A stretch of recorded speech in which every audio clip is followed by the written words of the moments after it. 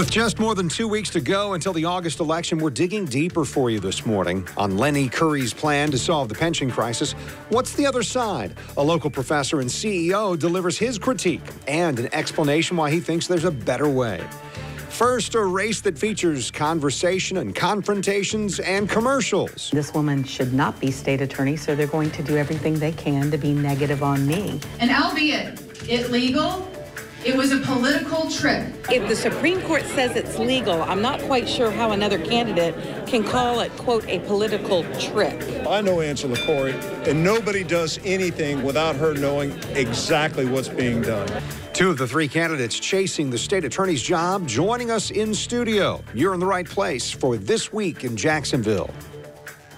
Yeah, you know, plenty of candidates to consider when it comes to the ballot August 30th, and you're going to hear from a couple of them in a moment. First, a very big issue to think about in Duval County. The Curry pension plan involves extending a half-cent sales tax from the Better Jacksonville plan, and it would pay down the city's $2.7 billion pension deficit. A little more than a week ago, Lenny Curry spoke at a town hall meeting. He's spoken to many groups in the past few months. He believes what he's proposing right now must be passed. The people that don't think that they're paying for pension costs right now, their tax dollars in this operating budget, $292 million that they pay in that should be going to services for them, are being paid to pension costs. And so we're joined by an outspoken opponent to this specific proposal. Joining us, Tom Madonix, founding executive director of KIP Jacksonville School. So KIP stands for Knowledge is Power program. Correct. What's the knowledge that you're bringing here that says you're not in favor of this particular referendum? Sure. Well, I'm concerned about Jacksonville's pension system and its effect on our quality of life, and have a deep background in finance. And candidly, a few years ago, I was embarrassed that given the challenges of our pension system, that I didn't really know how our system in Jacksonville worked. So a few years ago, I enrolled in a pension finance course run by the Graduate School of Business at Stanford University, and was lucky to be invited out to Stanford to present our findings on Jacksonville's pension system to a panel of experts. When it comes to pensions, the devil is absolutely in the details. And not just a cliche. That's, not at all. The truth. And through Stanford, I learned how to dig into pensions here in Jacksonville. When you do dig in, our pensions aren't a pretty sight, but with some basic financial tools, we can identify the core roots of our problem here in Jacksonville, assess potential solutions like the mayor's tax plan, and craft better potential solutions like the Total Reform First plan that I laid out in the Times-Union on Wednesday. Right. So let's get to that. And I'll note that you voted. You said you voted for Mayor Curry. He campaigned on solving the pension problem.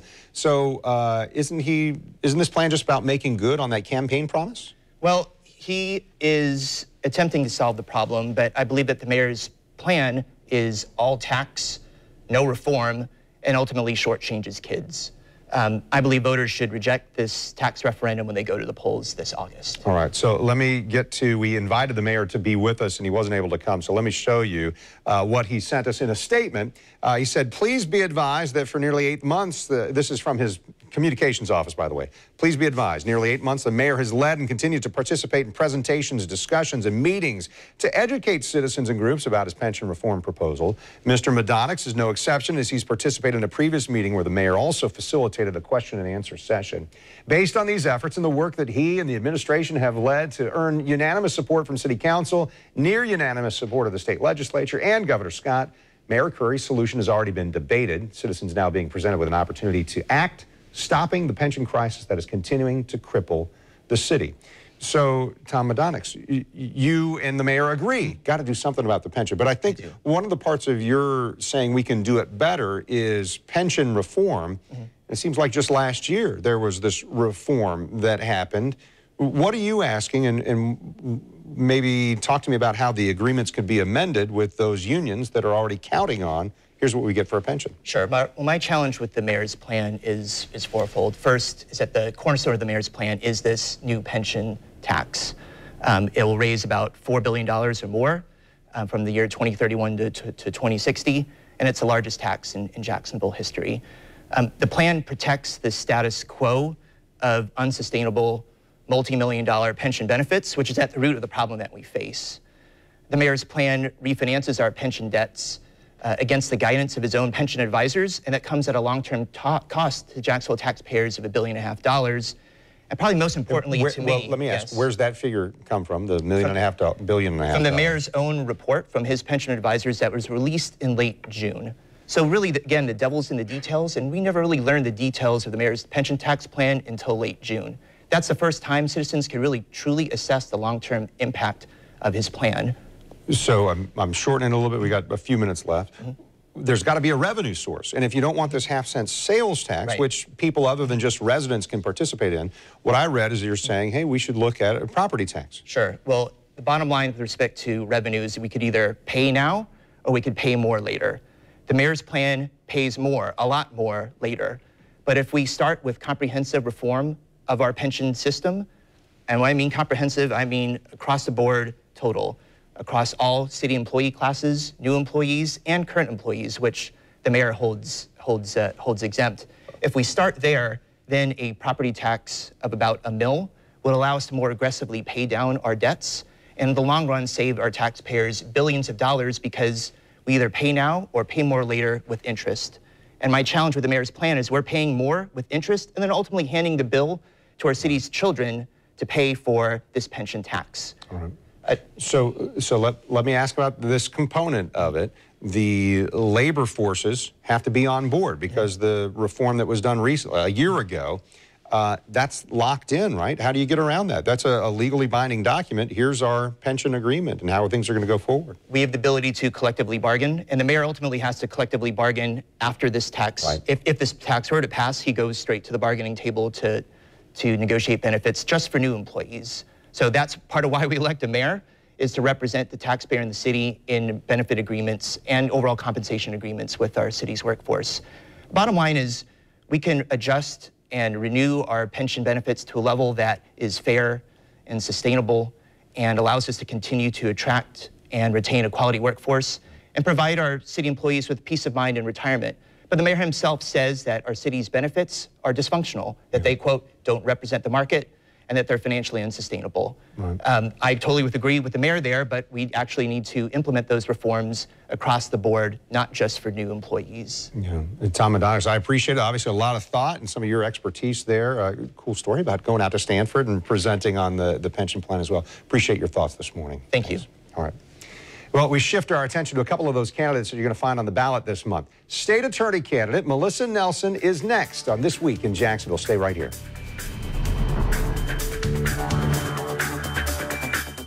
Come in now and get the 2016 you've been waiting for at Toyota's annual clearance event. It all ends September 6th, so hurry in before they're gone. Get 0% APR for 72 months on a new 2016 Toyota Camry. Toyota, let's go places. 8 years in office. Term limits good enough for other politicians. Even good enough for Obama. But Angela Corey, she's had 8 years and still wants more. Because in the last 8 years as state attorney, Corey became a millionaire. Angela Corey used hundreds of thousands of taxpayer dollars to give herself special pension benefits. Then she gave pay raises to employees who contributed to her campaign. Let's tell Angela Corey, 8 is enough. Frank, Tina tells me your new Buick has built-in Wi-Fi. Your Buick has Wi-Fi? Seriously? Seriously? So I can update my blog from your car? You have a blog? Can I have the password? Can I get my hedge clippers back? It's a strange password. You know, you should put numbers in there. Available built-in Wi-Fi. That's expectation shattering. That's the new Buick. Now current lessees, switch to Buick and get this low-mileage lease on this 2016 Enclave for around $339 per month with $939 due at signing. Washington failed to protect our borders and failed to get serious about the threat of radical Islamic terrorism. I took a stand. Fact. In 2008, Sheriff Rutherford trained his officers to enforce federal immigration laws, leading to thousands of dangerous criminals being deported. Fact. Sheriff Rutherford worked with the FBI Joint Terrorism Task Force to investigate and convict a jihadist recruiter in Jacksonville. Your safety is my top priority, and I will fight for you in Congress. I'm John Rutherford, and I approve this message. Having 3 sons is challenging, but I wouldn't trade it for the world. We've been to the emergency room on several occasions. Mason fell in the bathtub. Marvin has broken his arm. Maddox hit his head and had to get stitches. The list goes on and on. But when you have Wolfson Children's Hospital, you can always take them there and they'll help you. We love the way we're treated. We love the facilities. Nothing compares to Wolfson. And I have 3 boys, so I know. Jacksonville's facing a financial crisis, so we're stepping up. We're stepping up. County Referendum 1 keeps the promises to first responders and requires them to help solve the problem. A yes vote will extend the half-penny surtax, close existing pension plans for new employees, and require participants to pay more. We're stepping up for Jacksonville and ask you to join us. So join us. Join us. Vote yes on County Referendum 1. And vote yes for Jacksonville. Here come the last of the 2016s. Stylish Prius, sporty Camry, adventurous RAV4, they're all here. But not for long. Get 0% APR for 60 months on a new 2016 Toyota RAV4. That's 0% APR. Toyota, let's go places. You're watching This Week in Jacksonville with Kent Justice. So as opposed to the last time Jacksonville or Northeast Florida elected the state attorney, there's a battle going on for the right to lead the prosecutors in the region. Melissa Nelson is one of 2 challengers to incumbent Angela Corey, and we're going to hear from Wesley White in our next segment. But Corey plans to be with us on our show the following week, so we'll get all of the candidates here. Melissa Nelson, we want to visit with you. We haven't got to meet you yet. So Wes White was kind of the first one to arrive in the race. You were kind of the third of the 3. What convinced you to run, and maybe who convinced you to run? After a lot of prayerful deliberation and contemplation, I decided to run. I was encouraged by lots of folks, lots of lawyers, encouraged by my family, and I feel very called to do this. And I answered that call.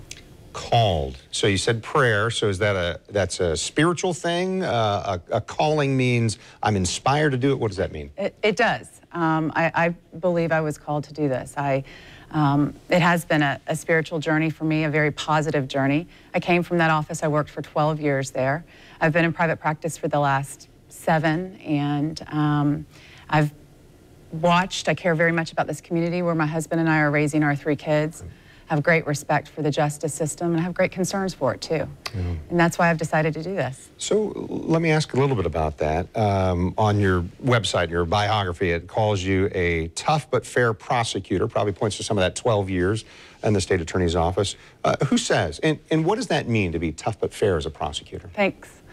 While there at the state attorney's office for 12 years, I tried everything. I started as a young lawyer trying misdemeanors. I left trying capital homicides. I ran public corruption investigations, so I had an opportunity to work in every corner of that office. And while there, I earned a reputation among my colleagues, the bench, the judges I worked in front of, law enforcement I worked with, and importantly, the adversaries, the people I worked against, for being tough and aggressive, working hard, but always being fair. And I think that's important in our justice system, certainly for the state attorney's office. Public safety is a mission, and so is the pursuit of justice. And so the power of that office needs to be vested in someone that is a hard worker, is tough and is aggressive and cares about the community, but metes out justice fairly. And I've earned a reputation for doing that. I've been a lawyer for 20 years. So I don't just say that. And I think you can, if you looked at my bio, one thing that I enjoy is the highest Martindale-Hubbell rating for lawyers. I'm the only candidate in the race that does. All right, so and that's a peer review. Thank you. Exactly what I was going to ask. Thank you. That's determined by my peers. That's vetted by people I've worked with and against over the years. Okay. All right. Learned something right there. Thank you.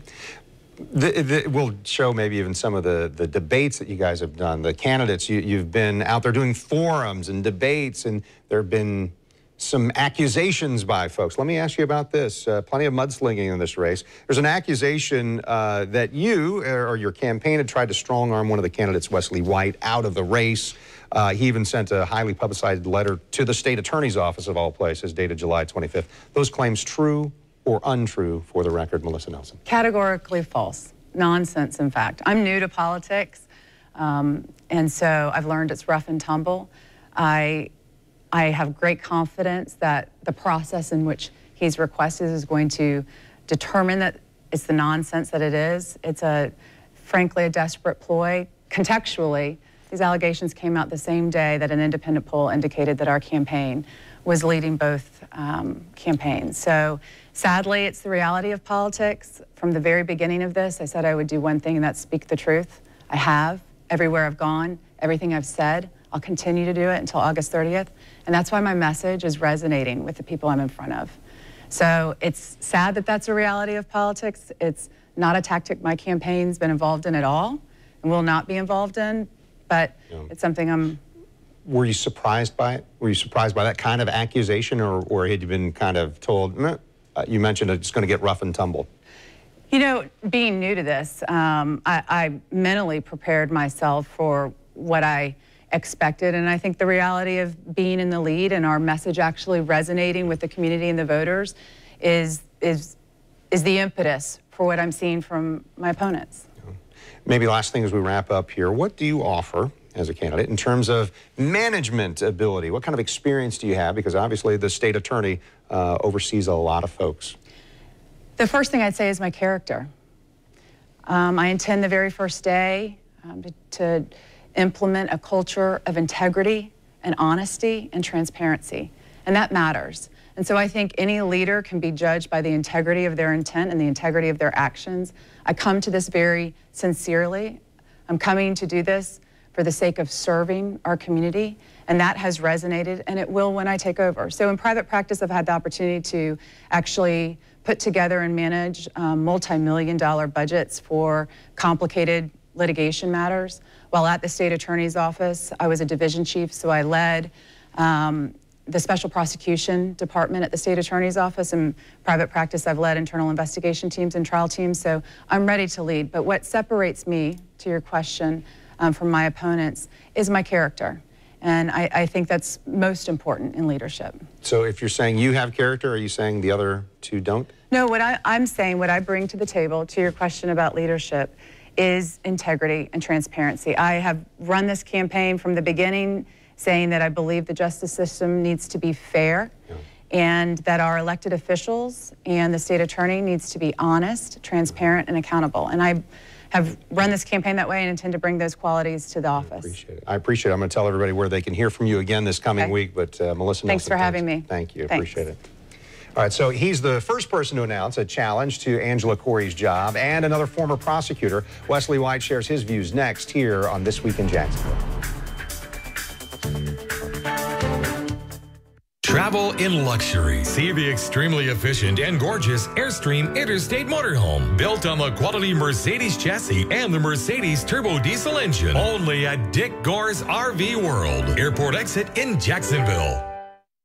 You deserve the truth. Kathy Burns has allowed Islamic ideas to be taught in our schools and included in our textbooks. She defended Obama's liberal Common Core agenda, calling the whole idea great. And Kathy Burns' weak position on Obama's progressive transgender bathroom mandate is dangerous for our children. The conservative choice for Superintendent of Schools, Janet Atkins. Janet Atkins will keep our children safe. Who really has the fastest internet? We're off to the download races in today's Xfinity X1 Challenge. We're gonna download the same show on these two laptops. Okay, ready? Download. So far, I'm doing pretty good. Should we put money on this? Let's see who our winner is. Xfinity! Who do you have for your internet service? I have AT&T. Yeah. With Xfinity, you get speeds up to 12 times faster than you get with UVerse. So what do you think now? Which one do you want? I'd probably go for Xfinity. Get started with Xfinity Internet risk-free for $19.99 a month for 12 months. Call or visit xfinity.com/challenge. I've never run for office and never expected to. But career politician Angela Corey is failing us, and I have to take a stand. Angela Corey has played a political game, making herself rich and our community less safe. It's time to change that, and I'm ready to lead. I'll be tough on crime. I always have been. But I'll also be fair and accountable to you. I'm Melissa Nelson, and I'm asking for your vote. This is the Chevy Malibu. It was awarded Most Dependable Midsize Car by J.D. Power. It looks great. But not only Malibu was awarded. What is happening? The Chevy Camaro, Equinox, and Silverado HD were awarded Most Dependable as well. Can I have one? This summer, find your tag and get 16% of MSRP cash back on select remaining 2016 Malibu vehicles in stock. That's over $4,100 cash back on this Chevy Malibu. Find new roads at your local Chevy dealer. Jacksonville's facing a financial crisis, so we're stepping up. So we're stepping up. We're stepping up. County Referendum 1 keeps the promises to first responders and requires them to help solve the problem. A yes vote will extend the half-penny surtax, close existing pension plans for new employees, and require participants to pay more. We're stepping up for Jacksonville and ask you to join us. So join us. Join us. Vote yes on County Referendum 1. And vote yes for Jacksonville.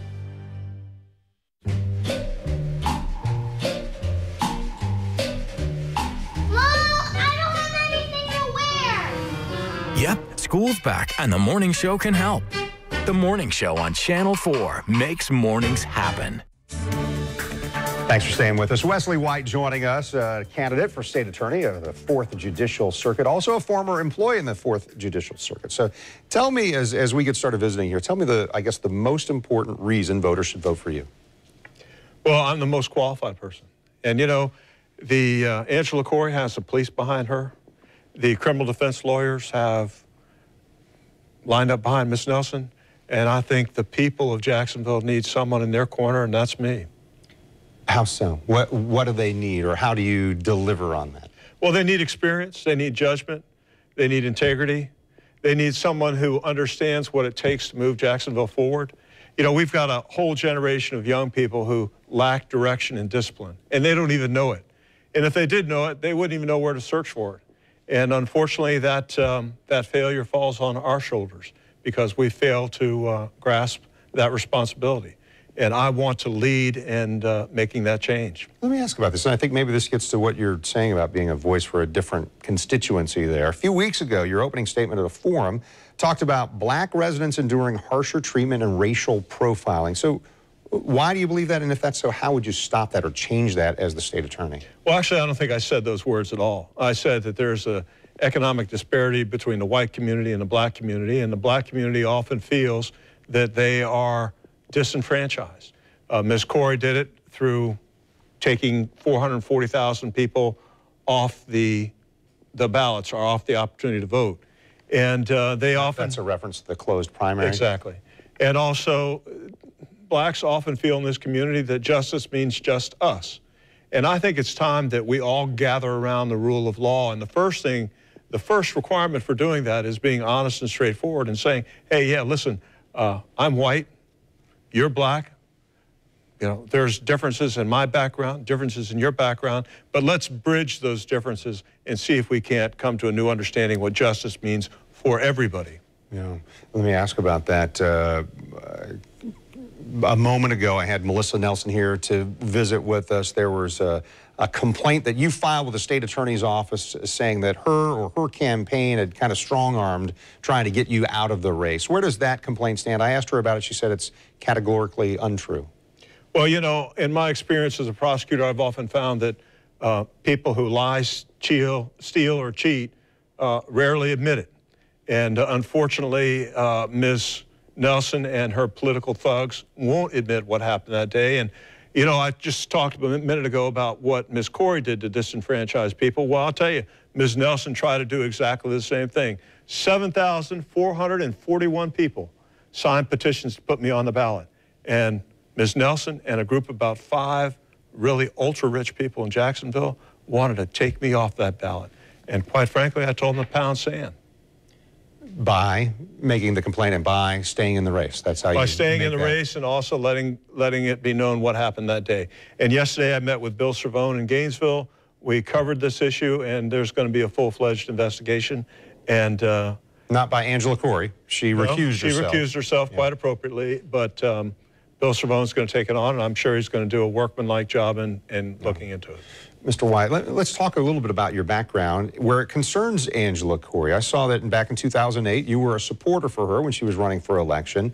You got the job, and is it Division Chief is the title in Nassau County? It's Director at the time. Director, thank you. So in 2009, you got a job, and then fast forward to 2012 is when you quit, and you were essentially saying she didn't keep some promises to you. What were those, and how does that impact what we're talking about today as you run against her for state attorney? Well, in 2012, she made it clear that what she was going to do is take the directorship out of Nassau County.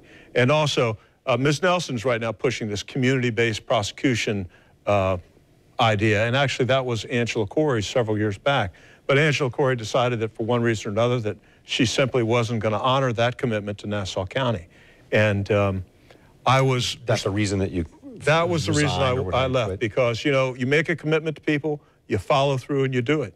And, you know, I could have come to Jacksonville and worked there, and they could have had, and they do have people who are not from Nassau County there. And simply put, that was a violation of a bond, of a covenant, of a commitment. Yeah. And that's not appropriate. While you worked in the state attorney's office and worked for Angela Corey, did you have a poor relationship with her, or did it just all come to a head there in 2012? And I guess what I'm getting at is it a personal thing that you're running for the office? No, it's not a personal thing. And actually, the good thing about being in Nassau County or Clay County is Ms. Corey was usually tied up in Jacksonville. So we didn't see her that often.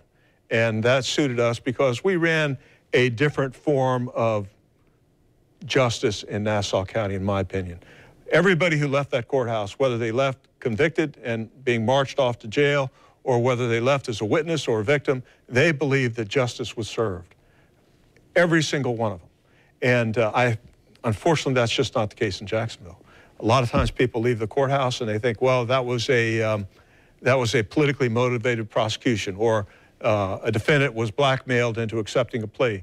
That didn't happen in Nassau County, and it won't happen in Jacksonville when I'm your next state attorney. That sounds like that's the reason you're running, is to try and bring some of those ideas. Wes White, I appreciate it. Appreciated hearing some of those ideas, and of course I'm going to tell people how they can hear more of your ideas here coming up in just a moment. Because August 30th, yeah, Florida voters head to the polls for the state's primary election. News4Jax is helping you learn more about the candidates for some of those biggest races on the ballot. Now, I'm going to have the honor of moderating 3 debates this coming week on the campus of Jacksonville University. We've got candidates in the Republican primary for state attorney, Republican primary for the 4th Congressional District, and the Democratic primary for the 5th Congressional District. You see on your screen right now kind of our schedule there. All 3 debates start at 8 p.m. The congressional debates on August 17th and the 18th. They'll be shown live on Channel 4 and on news4jax.com. They'll be streaming live there. The debate in the state attorney's race on the 16th, that will be live on news4jax.com, and then will be shown on Channel 4 at a later date. We are excited to serve the community like that and to bring you those debates coming up this week. All right, This Week in Jacksonville airs each Sunday morning at this time. State Attorney Angela Corey joins us next week, and then we're going to analyze all 3 debates with our political experts, so reasons to come back and watch again next week. I'm Kent Justice. Thanks for watching.